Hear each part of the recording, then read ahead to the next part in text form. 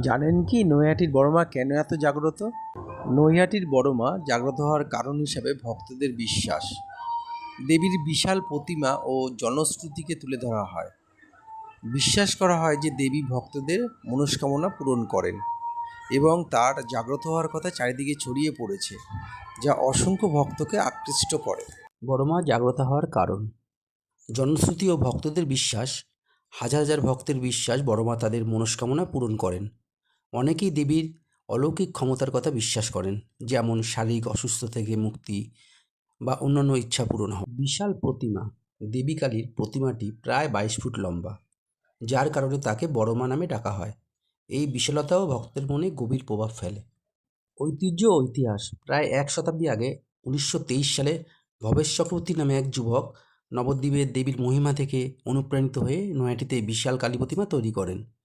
প্রতিষ্ঠাতার পর থেকেই এই পুজো ধীরে ধীরে জনপ্রিয়তা লাভ করে।